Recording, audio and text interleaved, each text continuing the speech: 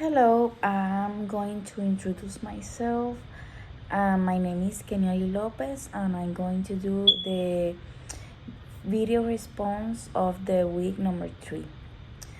A blow to the basic tissues of social life that damage the bonds attaching people together and impairs the prevailing sense of community.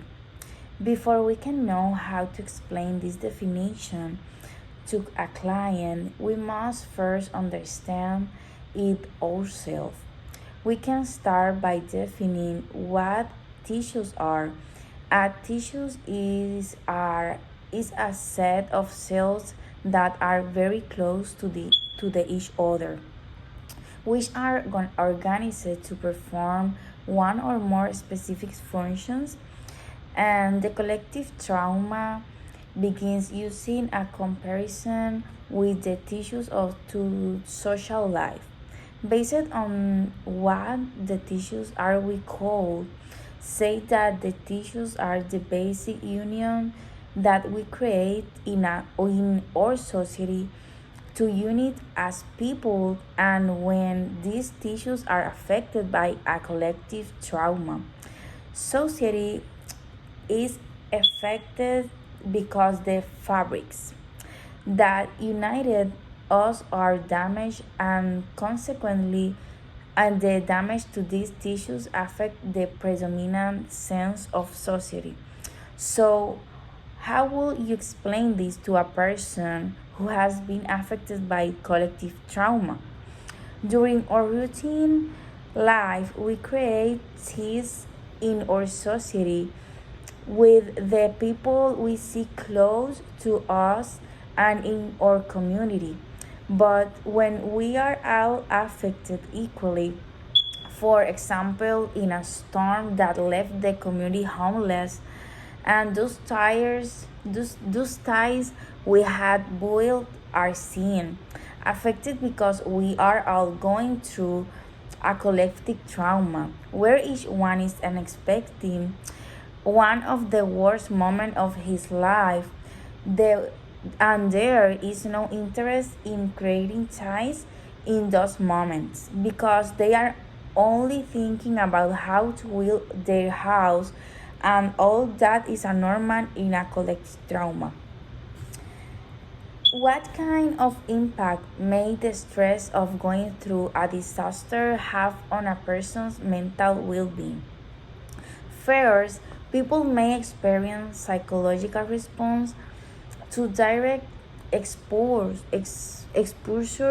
to the consequences of the disaster, such as living through a natural disaster.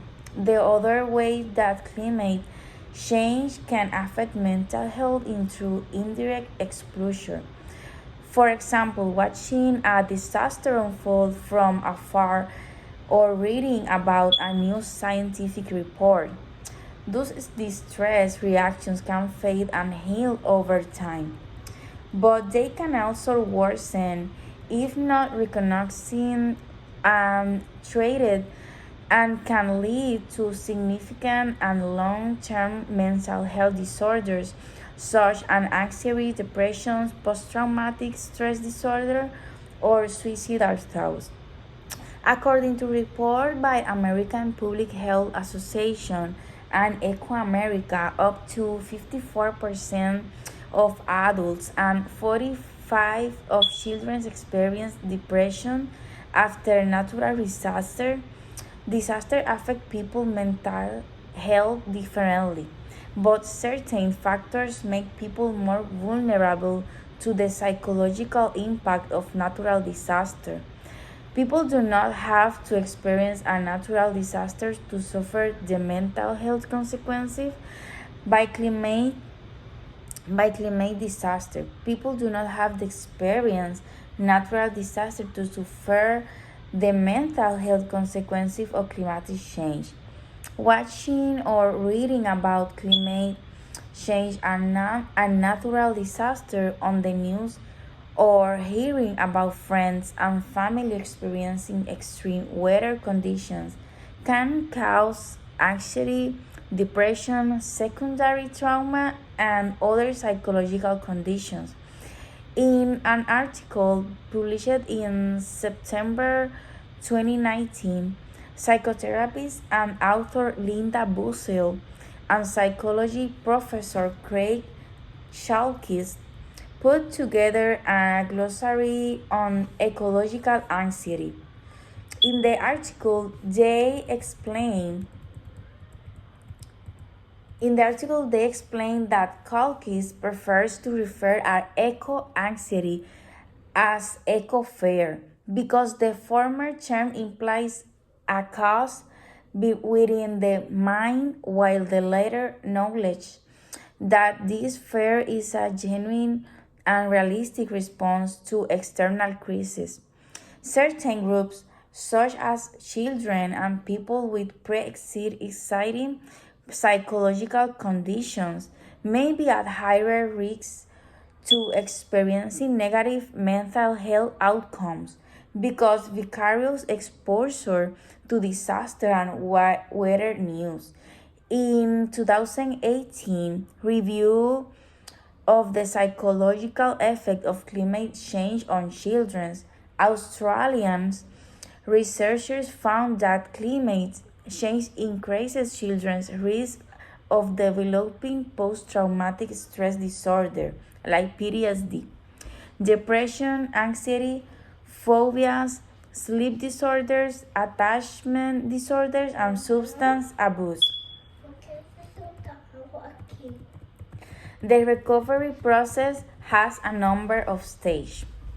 What are these stages and when is a counselor needed through a person's recovery? The fourth stage of recovery after a disaster is the heroic phase. In this phase are responses in which great noble efforts are made to help those who have been impacted. The honeymoon phase. In this stage, compassion and relief are expressed to the impacted. The disillusionment phase. This phase is in a climatic experience where resources and attentions are diminished.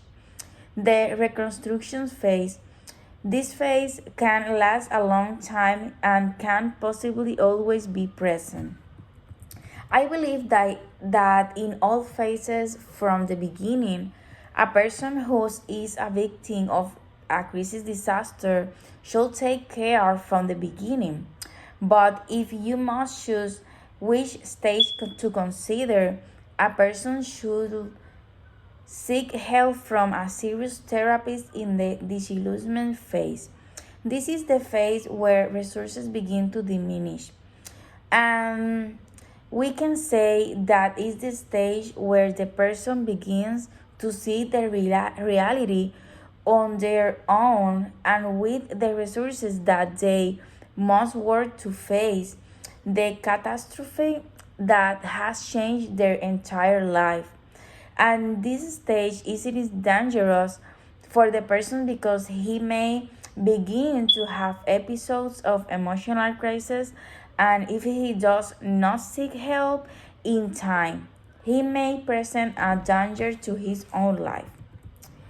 I have included the following resources in my response. Number 1, by Dean Russell, Christine Villanueva, and Jamie Smith Hopkins in May 4, 2020, published by the Center of Public Integrity, and the theme is Natural Disaster Consequences. And number 2, by Susan Scuddy in 2017, published by CNN, Consequences in Mental Health from Natural Disaster. Thank you.